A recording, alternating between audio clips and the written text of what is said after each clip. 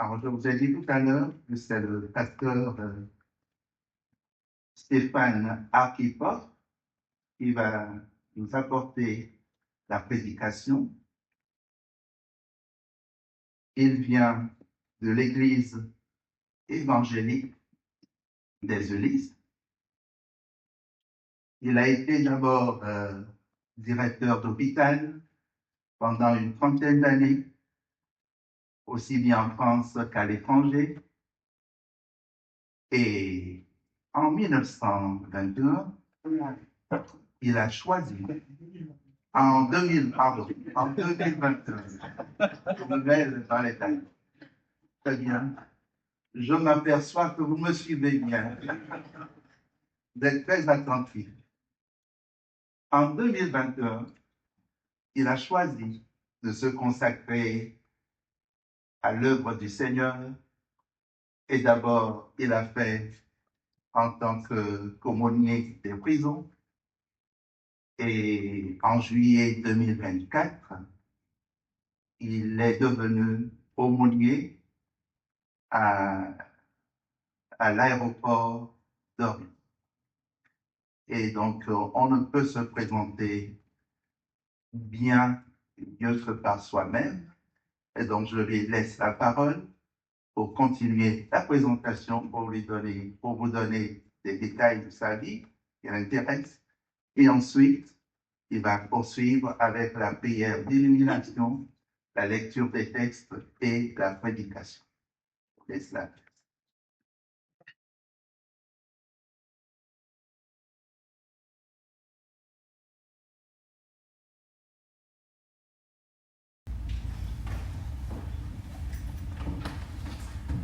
Bien, bonjour à tous, merci pour votre accueil. C'est effectivement, je pense, à travers mes fonctions de d'aumônier d'aéroport que j'ai attiré l'attention de votre pasteur et de l'Assemblée, parce que c'est une fonction qui est peu connue. C'est pour ça qu'on m'a demandé de venir un petit peu me présenter et en même temps vous parler un peu de ce que je fais à l'aéroport. Mais effectivement, comme l'a rappelé notre frère René Sandy, donc j'ai eu une vie faite de différentes époques. Je suis maintenant papa et grand-père de plusieurs petits-enfants. Donc j'ai exercé longtemps dans ma profession en tant que directeur d'hôpital, directeur adjoint dans différents établissements, y compris pas très loin d'ici. Enfin, j'étais à Gonesse dans le Val d'Oise et ensuite à Évry, à Verdun dans la Meuse, en Normandie ces dernières années. Puis j'ai aussi fait quelques séjours à l'étranger parce que, ayant grandi moi-même en Afrique, j'avais à cœur de repartir ensuite pour travailler là-bas dans plusieurs pays, en Côte d'Ivoire notamment et en Afrique du Sud, où j'ai passé quelques années avec ma famille. Et donc, je me réjouis d'être avec vous pour partager la parole du Seigneur. Comme notre frère le disait, je suis donc actuellement pasteur proposant au sein des églises de notre union d'églises, qui est l'UAPM, l'Union des Assemblées Protestantes en Mission, une branche de la Fédération protestante. Et j'ai été désigné par la Fédération pour exercer un rôle d'aumônier à la prison de Fleury-Mérogis. Et donc aujourd'hui, à titre principal, je suis aumônier à l'aéroport d'Orly. Je conserve des fonctions à la prison parce que, vu les besoins, il est utile de rester en soutien là-bas. Et c'est un petit peu de tout ça que je voulais vous parler, mais on va d'abord commencer par le commencement, qui est la parole de Dieu. C'est lui qui nous guide dans nos vies personnelles et qui nous dit aussi,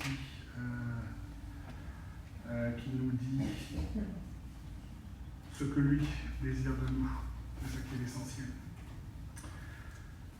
Donc, je vous propose de commencer par la prière. Seigneur notre Dieu, nous te remercions d'être réunis ensemble dans ta présence, Seigneur Jésus. Merci parce que tu nous appelles tous à être tes disciples.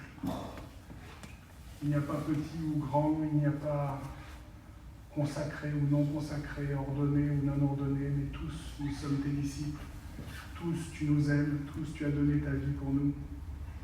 Et tous tu nous appelles à te suivre, à marcher dans tes pas, à marcher avec toi et à vivre comme toi, à être le reflet de ta gloire, ton image dans ce monde, Seigneur. Merci pour cet appel tellement grand. Ouvre maintenant nos cœurs pour que nous puissions recevoir ta parole telle qu'elle est, telle qu'elle vient de toi, Seigneur. Ouvre nos cœurs, oins mes lèvres et éclaire ta parole pour nous, Seigneur. Amen.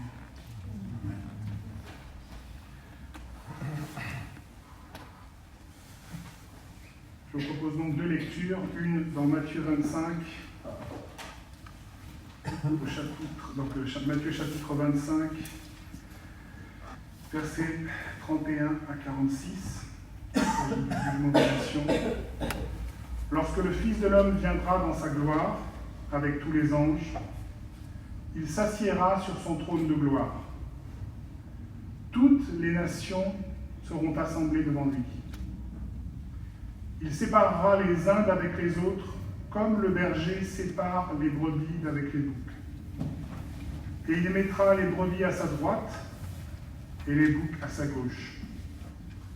Alors le roi dira à ceux qui seront à sa droite, « Venez, vous qui êtes bénis de mon Père, recevez en héritage le royaume qui vous a été préparé dès la fondation du monde. Car j'ai eu faim et vous m'avez donné à manger. J'ai eu soif et vous m'avez donné à boire. J'étais étranger et vous m'avez recueilli. Nu et vous m'avez vêtu. J'étais malade et vous m'avez visité. J'étais en prison et vous êtes venus vers moi. » Alors les justes lui répondront, « Seigneur, quand avons-nous vu avoir faim et t'avons-nous donné à manger?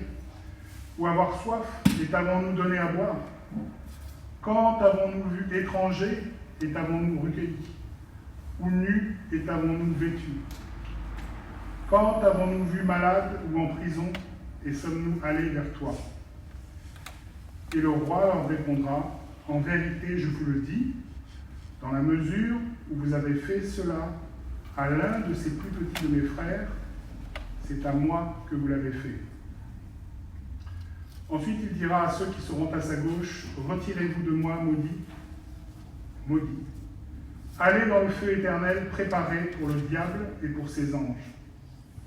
Car j'ai eu faim et vous ne m'avez pas donné à manger. J'ai eu soif et vous ne m'avez pas donné à boire. J'étais étranger et vous ne m'avez pas recueilli. Nu et vous ne m'avez pas vêtu. Malade et en prison et vous ne m'avez pas visité. » Alors ils répondront eux aussi, « Seigneur, quand t'avons-nous vu, ayant faim ou soif, étranger ou nu, ou malade ou en prison, et ne t'avons-nous pas rendu ce service? » Alors il leur répondra, « En vérité, je vous le dis, dans la mesure où vous n'avez pas fait cela à l'un de ces plus petits, c'est à moi que vous ne l'avez pas fait. Et ceux-ci iront au châtiment éternel, mais les justes à la vie éternelle. » Et je vous propose également une deuxième lecture en Jean chapitre 13, versets 34 et 35. Jean chapitre 13, versets 34 et 35. « Je vous donne un commandement nouveau. Aimez-vous les uns les autres. Comme je vous ai aimé, vous aussi aimez-vous les uns les autres. À ceux-ci, tous connaîtront que vous êtes mes disciples, si vous avez de l'amour les uns pour les autres. » Amen. Vous continuez par le cantique, par contre. J'ai oublié de noter le cantique en question. 2206.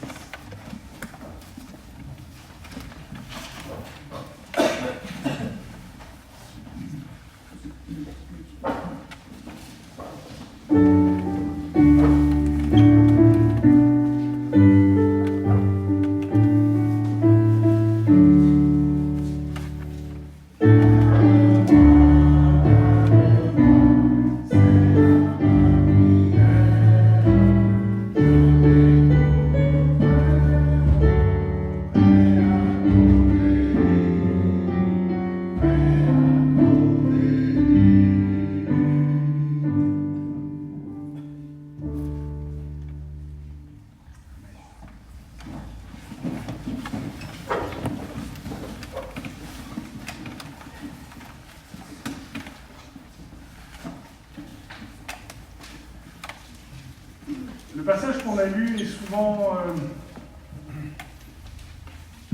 bouscule un peu notre théologie protestante. Le passage que nous avons lu dans Matthieu. Parce qu'il y a beaucoup de questions de choses pratiques, de choses à faire, d'œuvres. Et pourtant, ce passage, c'est très précisément la parole du Seigneur. Mais je vais commencer par le deuxième passage qui est dans l'Évangile, en fait. J'aimerais commencer par ça, parce que ce qui m'a frappé, alors que je me préparais à vous partager donc cet appel, ce travail que font les aumôniers. Le Seigneur a parlé à mon cœur sur d'autres sujets et à titre personnel, sur ce commandement nouveau. Jésus dit à ses disciples, je vous donne un commandement nouveau. C'est intéressant parce qu'au cours de son ministère, Jésus a dit qu'il ne venait pas pour retrancher ni pour rajouter des choses, il venait pour accomplir la parole de Dieu. Et le commandement même de l'amour n'était pas fondamentalement nouveau. Tu aimeras ton prochain comme toi-même, ça n'est pas un commandement que Jésus a inventé, c'était déjà présent dans l'Ancien Testament, dans le Lévitique, dans la Torah.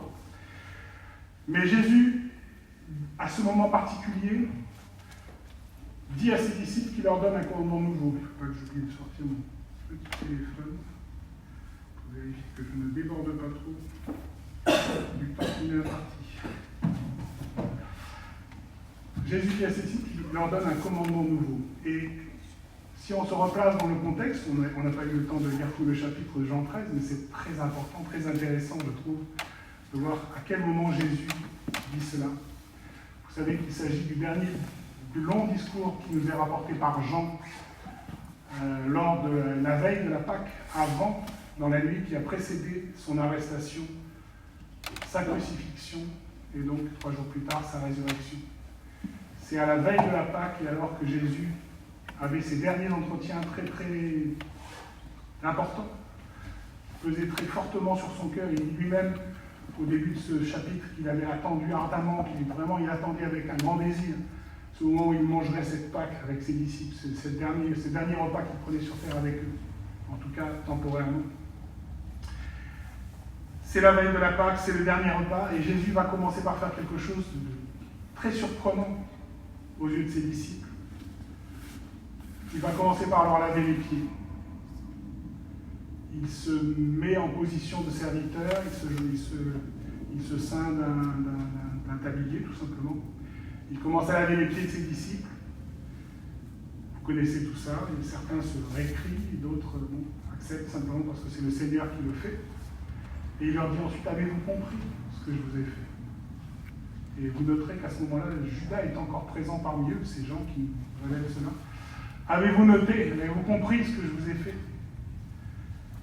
Et quelques versets plus loin, donc, il va leur expliquer pourquoi il fait ça. Il leur dit, je fais ça parce que moi qui suis votre maître, votre Seigneur et votre maître, je vous laisse un exemple pour que vous fassiez la même chose les uns aux autres. Vous devez aussi vous laver les pieds les uns aux autres. Donc, le Seigneur leur donne un exemple vivant, concret, qui les bouscule, qui les choque même. Et il leur dit, vous devez faire pareil, les uns envers les autres. Entre frères de la même foi, et peut-être aussi plus largement, on le verra tout à l'heure en prenant dans Matthieu, plus largement envers le monde, témoigner de l'amour de Dieu. Et si on suit ce chapitre, c'est à ce moment-là, Judas va sortir, Jésus est troublé dans son cœur, et il dit, je vais être trahi, et Judas va être désigné, et il va sortir. Et c'est à ce moment-là, une fois que Judas est sorti, que Jésus va commencer ce dernier discours en leur disant, je vous donne un commandement nouveau. Quelque chose qui est vraiment sur son cœur, qu'il réserve à ses vrais disciples. Aimez-vous les uns les autres. Quelque chose qui pesait comme dans ces moments ultimes que le Seigneur passait avec ses disciples sur la terre, il leur donne un message qui était au cœur, au centre de ce qu'il avait à cœur de leur partager. Il leur rappelle ces paroles, aimez-vous les uns les autres. De quelle manière? Comme moi je vous ai aimé. Aimez-vous les uns les autres. Donc c'est quelque chose de très puissant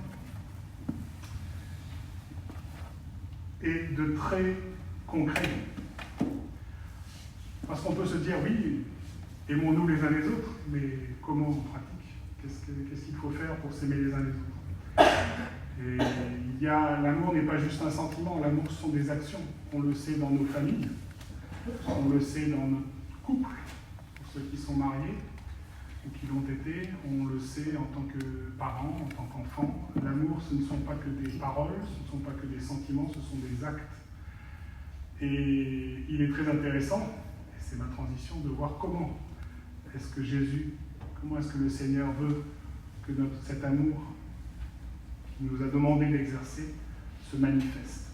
Ce n'est pas un amour qui doit rester théorique, c'est un amour très concret.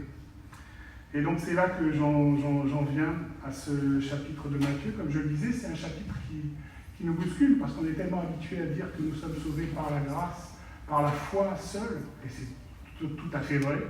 C'est par la foi seule, ce n'est pas par nos œuvres que nous pouvons acquérir le salut, c'est entièrement par la grâce du Seigneur. Et en même temps, là, le Seigneur nous dit, concrètement, nous serons jugés à partir de ce que nous aurons fait, parce que notre foi doit produire ces fruits d'amour, cette transformation dans nos vies qui fait que nous manifestions au monde l'amour que Dieu a pour chacun, et qu'il a pour les plus petits de ce monde. Et vous voyez donc maintenant dans ce chapitre de Matthieu, j'ai failli dire dans cette parabole, mais en fait, ça n'est pas une parabole, c'est un enseignement que Jésus donne. Il ne leur dit pas, je vous donne un exemple, il leur dit, lorsque le Fils de l'homme viendra, dans sa gloire, avec ses anges, il s'assiera sur son trône de gloire, et toutes les nations seront assemblées devant lui pour être jugées. Le Seigneur ne nous dit pas, je vous donne une allégorie, il dit, voilà ce qui va se passer. Et donc c'est quelque chose d'extrêmement solennel et très précis. Le Seigneur nous annonce qu'il va nous juger et qu'il va nous juger comment? En fonction de notre manière de vivre, en fonction de notre comportement. Et sur quelle base ce chapitre nous dit-il que le Seigneur sépare les brebis des boucs, les justes, les injustes, les bénis, les maudits? Ce sont des paroles très fortes. Des paroles très très fortes que le Seigneur emploie. Sur quelle base? Eh bien sur la base d'actes précis. Et le passage, souvent, nous paraît assez fastidieux quand on le lit, parce qu'il nous donne 6 actes précis. Il dit, j'avais faim, vous m'avez donné à manger. J'avais soif, vous m'avez donné à boire. J'ai été étranger, vous m'avez recueilli. Donc, étranger, recueilli, des sans-abri. J'ai été nu, et vous m'avez vêtu. J'ai été malade, et vous m'avez visité. J'ai été en prison, et vous êtes venus vers moi. Et il va le répéter, donc il va l'exprimer une première fois comme ça. Les justes vont lui dire, mais quand avons-nous vu avoir faim, avoir soif? Et donc il répète de nouveau 6 fois les six actes. Et il leur dit, à chaque fois que vous l'avez fait à l'un de ces plus petits, c'est à moi que vous l'avez fait. Et ensuite il va reprendre le même discours vis-à-vis des injustes en leur disant, j'avais faim, vous ne m'avez pas donné à manger, j'avais soif. Donc c'est très fastidieux. Et ensuite eux vont répondre encore de la même manière. Et l'évangéliste reprend tout le discours, sans en sauter une ligne, on va dire. Il reprend point par point ces actes qui ont été faits ou qui n'ont pas été faits. Et le Seigneur juge, et le Seigneur voit, et il est très intéressant de voir que le Seigneur se souvient de nos actes. C'est important parce que moi je trouve que c'est une parole qui est encourageante, parce que Jésus a dit à ses disciples, c'est un autre passage, mais il a dit à ses disciples, si vous donnez même un verre d'eau à l'un de ces petits, parce que c'est un de mes disciples, cela vous sera compté. Cela vous sera compté. Là encore, qu'il n'y ait pas de méprise, je ne prêche pas le salut par les œuvres, loin de là. C'est entièrement par la grâce du Seigneur que nous sommes sauvés. Mais les actions que nous faisons, le Seigneur les compte. Le Seigneur s'en souvient. Elles comptent à ses yeux. le bien que nous faisons, parfois malheureusement le bien que nous ne faisons pas, il le voit. Et ça l'affecte. Ça l'affecte positivement avec la joie qu'il a de voir que nous manifestons son amour, ou ça l'affecte négativement parce qu'il est triste de voir que nous n'accomplissons pas sa volonté, que nous n'accomplissons pas ce pourquoi il nous a créés.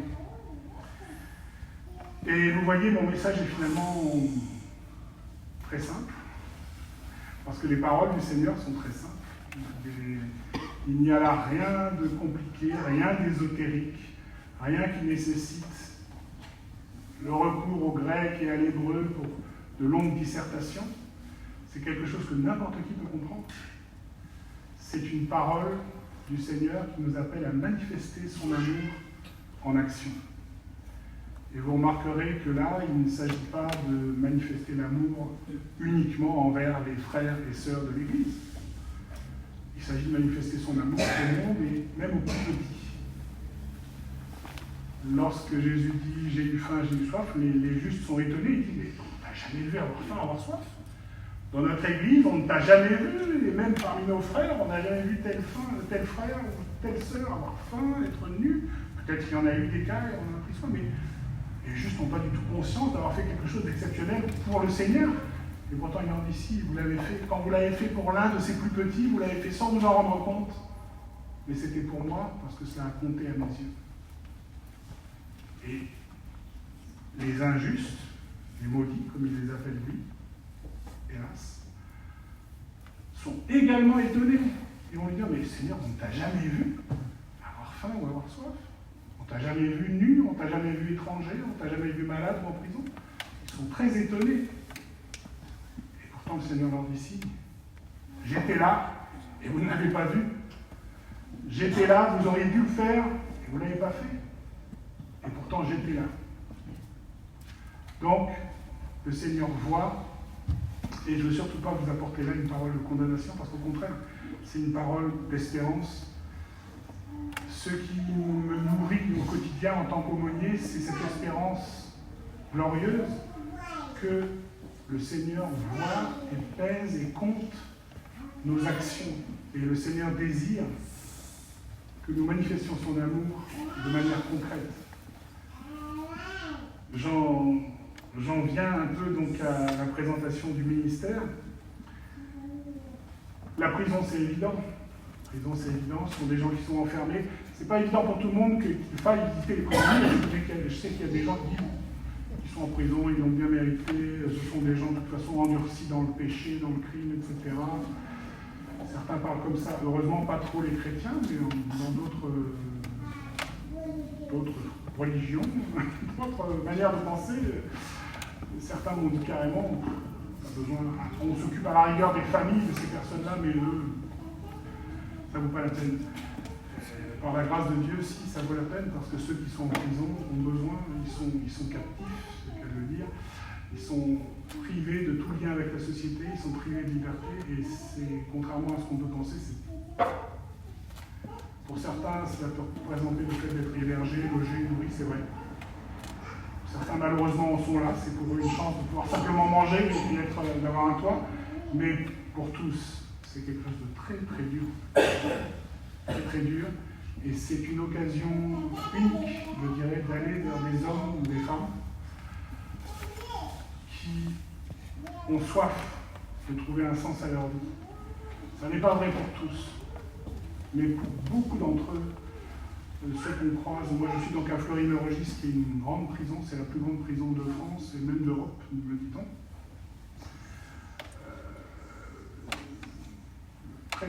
La grande majorité de ceux qui sont là prennent du temps, font du temps pour réfléchir, pour s'interroger par rapport à leur vie. Tous n'ont pas le désir de changer, parce que malheureusement, la vie qu'ils ont vécue est telle que souvent ils n'ont pas même la conscience qu'ils puissent changer. Mais beaucoup ont ce désir et ce temps nécessaire pour réfléchir à leur vie, ce qui s'est passé dans leur enfance, dans leur jeunesse, dans leur vie adulte, qu'est-ce qui les a conduits là. Et pour certains, la prison est vraiment une chance, une occasion unique de changer de vie. Et c'est pour ça que je trouve que c'est un grand privilège d'être dans un pays où nous pouvons, les autorités nous permettent d'entrer en tant que ministre du culte pour annoncer l'évangile, pour aller vers ces personnes et leur apporter la parole de Dieu, leur apporter l'espérance que Jésus peut transformer leur vie, peut pardonner leurs péchés, que toute faute est pardonnable par le Seigneur et qu'il peut leur donner une vie nouvelle. C'est une espérance et un message formidable et le Seigneur nous appelle à le porter. Et de la même manière, dans les hôpitaux, on a lu dans ce passage, j'étais malade, vous êtes venus vers moi. Les hôpitaux sont un lieu de souffrance, comme la prison. Sont aussi un lieu d'enfermement, et je pense en particulier à ceux qui sont dans les hôpitaux psychiatriques.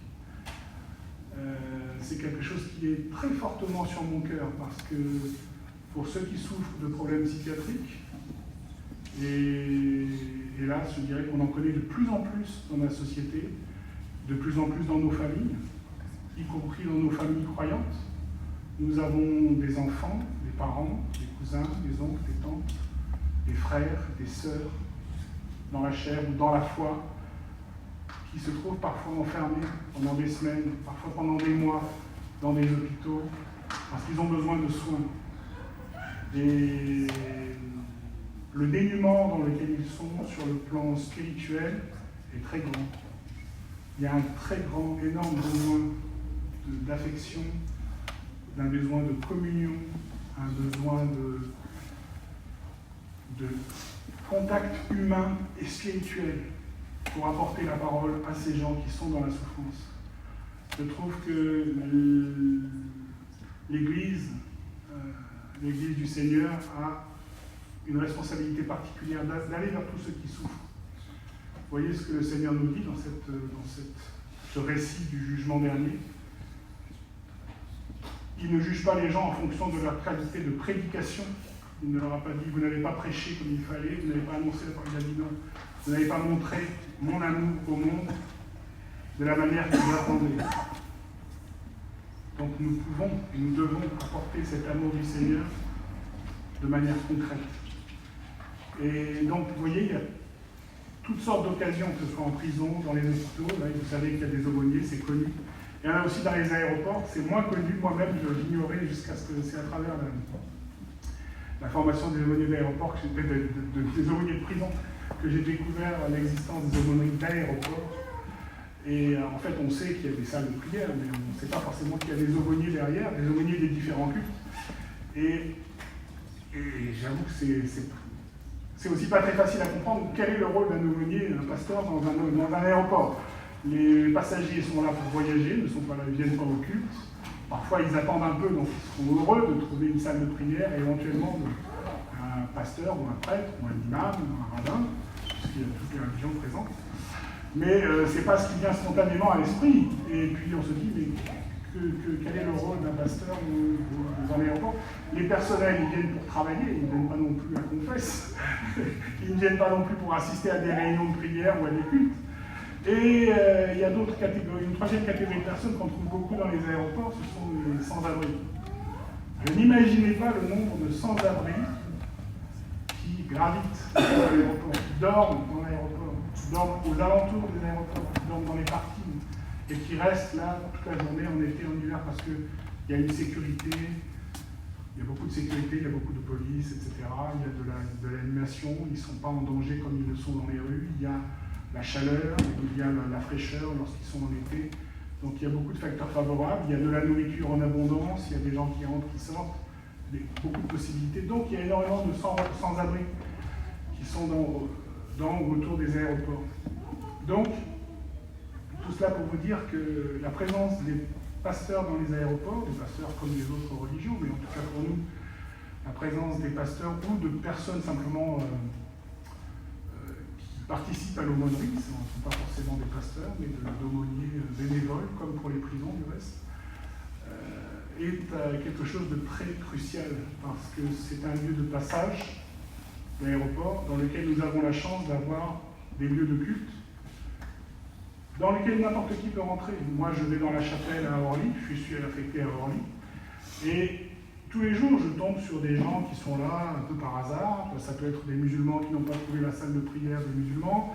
Ça peut être des gens qui se posent là simplement pour avoir un petit moment de tranquillité, un petit moment pour souffler, ou pour X raisons. Mais il y a également des gens qui sont vraiment en recherche de toute croyance, des athées, des chrétiens, des catholiques, des bouddhistes, des musulmans. Et c'est un lieu où on peut avoir la chance d'annoncer la parole de Dieu de manière concrète. À travers la littérature qu'on peut disposer dans les salles de prière, moi c'est ce que je fais, j'ai à cœur de mettre à disposition dans toutes les langues des évangiles, des Nouveaux Testaments, parfois même des Bibles entières, pour donner, que ce soit à des personnes d'Afrique du Nord, à des personnes d'Asie, de Chine, de partout dans le monde. On a la chance de pouvoir annoncer la parole de Dieu et on a la chance de pouvoir l'annoncer aussi aux sans-abri qui sont là, au personnel qui vivent des vies très difficiles, qui sont parfois dans la souffrance, parfois déracinés. Les métiers des personnels aéroportuaires, des personnels navigants sont très compliqués. Ils vivent pendant des jours, des semaines loin de leur famille. C'est une profession, c'est particulier. Donc pour toutes ces personnes qui sont là, on a la chance de pouvoir avoir des lieux et un témoignage vivant au sein d'une structure. Comme dans les hôpitaux, comme dans les prisons, c'est une chance, un privilège, de pouvoir être présent et manifester l'amour de Dieu. Cet amour, il peut se manifester de manière très simple. Et je cite souvent cette rencontre que j'ai eue une fois avec un papa, un vieux monsieur musulman qui est rentré du Pakistan après avoir enterré son fils unique. Et j'ai pu simplement l'aider pour des petites questions pratiques, pour l'aider pour recharger son téléphone, trouver un taxi. Et dans les quelques minutes où j'ai pu lui offrir un café et avoir un court dialogue avec lui, l'amour de Dieu a pu passer entre nous. Il savait que j'étais chrétien, que lui était musulman, on n'avait pas d'échange spirituel, mais partager sa souffrance pendant quelques instants, partager sa peine, lui dire qu'on comprend, qu'on s'associe, c'est partager l'amour de Dieu. Voilà ce que je veux vous laisser, voilà ce qui est sur mon cœur, les raisons qui me poussent à aller dans les prisons, éventuellement dans les hôpitaux, dans les aéroports, pour annoncer la belle parole du Seigneur, la bonne nouvelle du salut. Et une chose sur laquelle je veux conclure, c'est que ce ministère d'amour nous est demandé à tous. Ce n'est pas quelque chose qui est réservé à une catégorie particulière, pasteur, prédicateur ou aumônier. Tous nous pouvons participer à cela. Dans notre famille, dans notre travail, parmi notre voisinage, la même chose est attendue de chacun d'entre nous et nous pouvons manifester cet amour du Seigneur en pratique, au quotidien. C'est avec cette espérance et cette joie que je veux vous laisser, que le Seigneur vous bénisse. Je propose de terminer par ce cantique, de terminer cette partie-là par ce cantique 44-05. C'est mon joyeux service.